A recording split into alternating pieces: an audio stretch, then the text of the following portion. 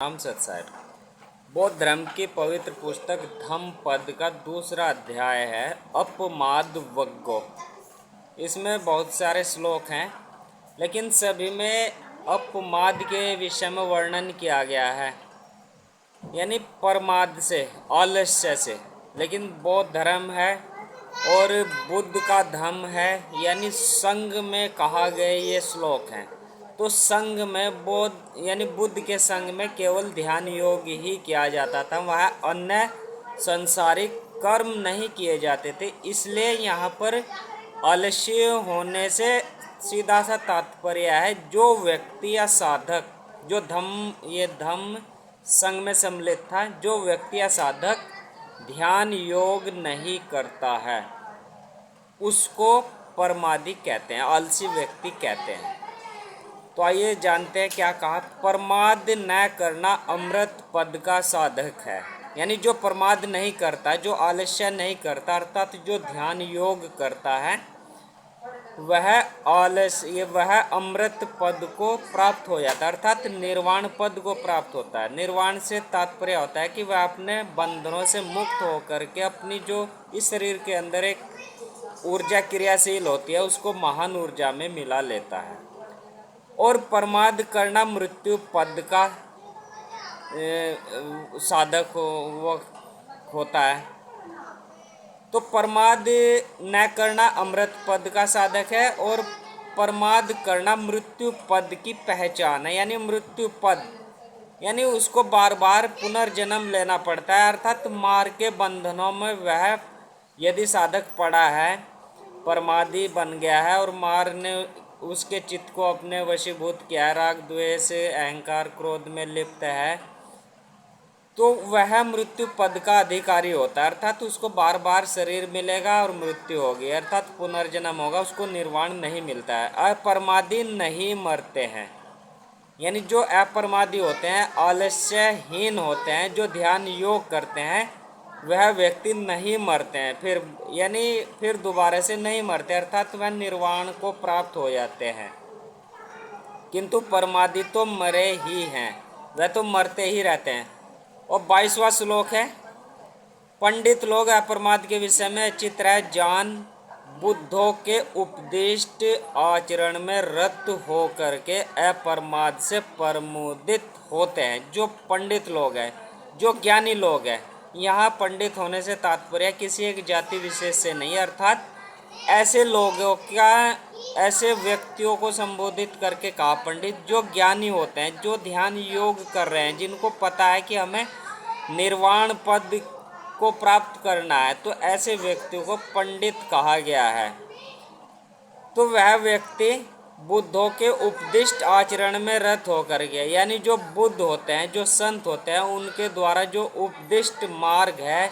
जो ध्यान योग का मार्ग है, उसको अपना करके उसमें खुश होते हैं। 23वां श्लोक है, सतत ध्यान का अभ्यास करने वाले नित्य दृढ़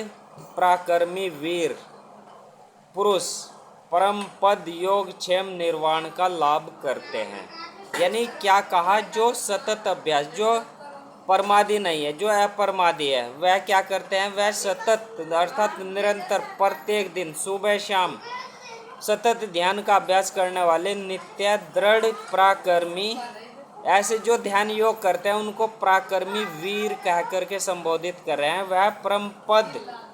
योग क्षेम निर्वाण का लाभ करते हैं, अर्थात वह निर्वाण के अधिकारी होते हैं।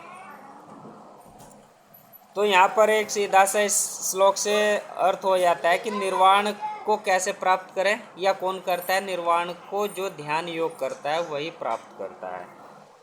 24वां श्लोक है, जो उद्योगी सचेत सूची कर्म वाला तथा सोचकर काम करने वाला और संयत धर्मानुसार जीविका वाला एवं अप्रमादी है, उसका यश बढ़ता है। यानी यहाँ पर यश बढ़ाने से तात्पर्य है कि उसका यश बढ़ता है, उसकी समाज में प्रतिष्ठा होती है, जो अच्छे कार्य करता है, जो सद्गुणों से युक्त होता है, अर्थात जो मार या माया के बंधनों से मुक्त होता है, उसका यश बढ़ने को कहा है। लेकिन आजकल जो यश बढ़ा रहे हैं लोग बाग, वह गुंडागर्दी से यश बढ़ा रहे हैं, वह नेता राजनीति में आकर के अपना यश बढ़ा रहे हैं, अर्थात गरीब लोगों के जो अधिकार है उनका शोषण करके अपना यश बढ़ाने की कोशिश कर रहे हैं। पद अहंकार वाले समझते हैं कि हमारा यश बढ़ रहा है, लेकिन जितने ज़्यादा पहले के समय में क्या था, आपके जितने ज़्यादा सद्गुण होंगे आपका उतना ही यश होता था। तो जो उद्योगी है अर्थात जो कर्मशील है, कर्म क्या है, उद्योग क्या करना है, यहाँ पर उद्योग बौद्ध धर्म के संग में केवल ध्यान योग करना है, जो ध्यान योग की अंतिम अवस्था को प्राप्त कर चुके हैं, सचेत हैं, मार के बंधन से मुक्त होना चाहते हैं, यानी मार के जो अवगुण होते हैं, काम क्रोध लोभ मोह अहंकार या राग द्वेष क्रोध, उनसे जो सचेत है, उनसे हट करके संयम क्षमा संतोष विवेक और विनम्रता अन्य शील को धारण करते हैं और सूची कर्म वाला है, यानी जो बाह्य शुद्धि में भी, शरीर की बाह्य शुद्धि में भी विश्वास रखता है, साफ स्वच्छ वस्त्र पहनता है, स्नान करता है और अंदर से जो आंतरिक की शरीर की शुद्धि होती है वह ब्रह्मचर्य के पालन के द्वारा होती है, जो इस ओर से भी सूची होता है तथा सोचकर काम करने वाला है, यानी वह सोचकर काम करने वाला है कि इस कार्य का हमें क्या परिणाम होगा, अर्थात निष्काम भाव में रह करके सभी काम करने वाला है और संयत है, संयमित जीवनचर्या उसकी है, धर्मानुसार जीविका वाला, धर्म के अनुसार जीविका वाला, अर्थात अपने शरीर के द्वारा कार्य करके ही अपनी जीविका को कमाने वाला है, यानी किसी से झूठ बोल करके या किसी दूसरे अन्य की वस्तुओं पर अपना अधिकार जमा करके या चोरी करके अपनी जीविका नहीं कमाने वाला, अर्थात ऐसी जीविका कमाने वाला है जिससे दूसरे व्यक्ति की आत्मा को या उसको कष्ट ना हो, एवं अपरमादी है, जो ध्यान योग करता है, जो आलस्यहीन है, उसका यश हमेशा संसार में बढ़ता है, जैसे तथागत गौतम बुद्ध का यश पूरे विश्व में है।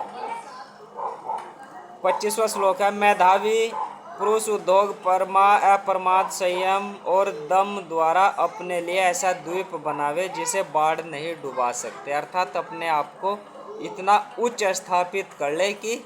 संयमित जीवनचर्या के द्वारा, जिससे कि जो मार के जो अवगुण है वह आपको छू भी ना सके।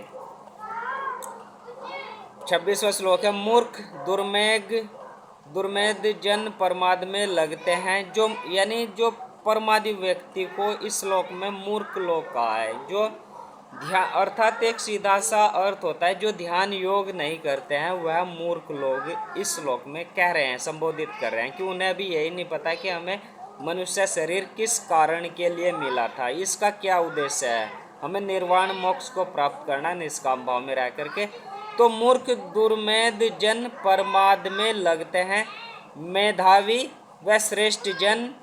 अप्रमाद की रक्षा करते हैं, यानी वह मार के बंधनों से मुक्त हो, मार के जो अवगुण है उनमें सचेत रहते हैं कि हम इनमें लिप्त न हो और शील को धारण करके ध्यान योग करके निष्काम भावना की जो उच्च अवस्था होती है, ध्यान योग की प्रज्ञा जागृत करके निष्काम भावना में आना, वह उसकी रक्षा करते रहते हैं। 27वां श्लोक है, मत प्रमाद में फंसो, मत कामों में रत रहो, मत काम रति में लिप्त हो, प्रमाद रहित पुरुष ध्यान करते महान सुख को प्राप्त होता है, यानी जो महान आनंद होता है वह ध्यान योग करके प्रज्ञा जागृत करके गहन समाधि प्राप्त करना होता है, उसी में महान और परमानंद प्राप्त होता है। तो क्या कह रहे हैं, मत प्रमाद में फंसो, यानी आलस्य न धारण करें, अप्रमादी बने, मत कामों में रत रहो, यानी ऐसा नहीं है कि आप पूरे दिन और रात दिन अपने संसारिक कामों में ही लगे रहो, यानी आपको ध्यान योग भी करना है। मत काम रति में लिप्त हो, यानी आपको ब्रह्मचर्या का भी पालन करना है। प्रमाद रहित पुरुष ध्यान करते हुए महान सुख का अनुभव करते हैं, यानी जो आलस्यहीन है वह ध्यान करते हुए, ध्यान योग साधना करते हुए महान आनंद को प्राप्त करते हैं। यदि आपको भी महान आनंद को प्राप्त करना, परमानंद को प्राप्त करना है तो ध्यान योग करें। 28वां श्लोक है, पंडित जब अप्रमाद से प्रमाद को हटाता है तो निशोक हो शोकाकुल प्रजा को प्रज्ञा रूपी प्रसाद पर चढ़कर जैसे पर्वत पर खड़ा पुरुष भूमि पर अवस्थितों को देखता है, वैसे ही धीर पुरुष अज्ञानियों को देखता है। यानी जो पंडित यानी जो ज्ञानी है, जो बुद्धिमान है, जिसे यह पता है कि मैंने मनुष्य शरीर धारण करके ध्यान योग करके अपनी इस ऊर्जा के एक कण को, जिसे आत्मा कहते हैं, परम ऊर्जा अर्थात परम आत्मा में मिलाना है, अर्थात निर्वाण को प्राप्त करना है, उसको पंडित कहा है। जब वह अप्रमाद से प्रमाद को हटाता है यानी आलस्य को हटाता है और निशोक होकर के, यानी फिर उसे कोई किसी भी तरह कोई दुख नहीं रहता है, और वह अन्य शोकाकुल जो प्रजा है, जो दुख भोग रही प्रजा है, वह अपने प्रज्ञा रूपी प्रसाद पर चढ़कर यानी उच्च ज्ञान अवस्था अर्थात बुद्धत्व को प्राप्त करके ऊपर से उन लोगों को देखता है और उनको मार्गदर्शन वह करता है। 29वां श्लोक है, प्रमादियों के बीच में अप्रमादी, सोतों के बीच में बहुत जागने वाले, अच्छी बुद्धि वाला पुरुष जैसे निर्बल घोड़े को पीछे छोड़ शीघ्रगामी घोड़ा आगे चला जाता है, वैसे ही वह होता है। यानी प्रमादियों के बीच में जो आलस्य मनुष्य हैं, बहुत सारे आलस्य मनुष्य हैं, लेकिन कोई अप्रमादी व्यक्ति है जो यानी उनकी रक्षा, अप्रमाद की रक्षा करता है, तो यदि वह उनके बीच में भी सो रहा है, प्रमादियों के बीच में भी, सोतों के बीच में बहुत जागने वाला, यानी जो बहुत सारे लोग सो रहे हैं जो आलस्य हैं, लेकिन उनमें जो जाग रहा है, जो आलस्यहीन है, जो ध्यान योग कर रहा है, वह बुद्धि वाला है। और वह ऐसे होता है जैसे निर्बल घोड़ों की दौड़ में एक सबल अर्थात बल युक्त घोड़ा सबसे आगे निकल जाता है, तो वैसे ही यहाँ पर संगति का कोई ज़्यादा असर नहीं पड़ता है, जो यानी प्रमाद की रक्षा करता है। 30वां श्लोक है,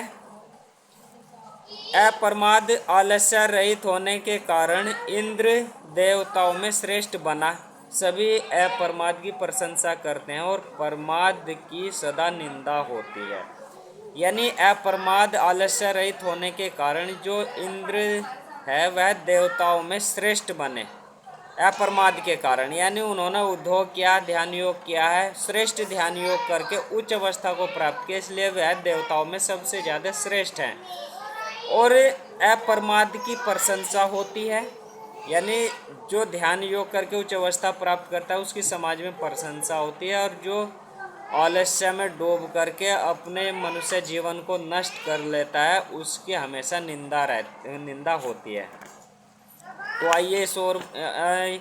यानी 31वां श्लोक है, जो भिक्षु अप्रमाद में रत है या प्रमाद से भय खाने वाला है, वह आग की भांति छोटे मोटे बंधनों को जलाते हुए चाहता है।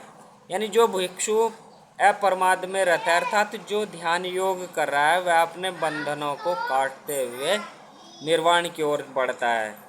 32वां श्लोक है, जो भिक्षु अप्रमाद में रत या प्रमाद से भय खाने वाला है, उसका पतन होना संभव नहीं है, वह निर्वाण के बिल्कुल समीप है। यानी जो ध्यान योग कर रहा है उसका पतन होने वाला नहीं है, वह ध्यान योग करके उच्च अवस्था को निर्वाण को प्राप्त करता है, अर्थात प्रज्ञा और विवेक जागृत करके निष्काम भाव में रह करके वह निर्वाण का अधिकारी होता है, तो उसको किसी भी तरह का यानी उसको पतन होने का कोई भी डर नहीं है। तो आइए और बड़े ध्यान योग करें। सतनाम सत्संग।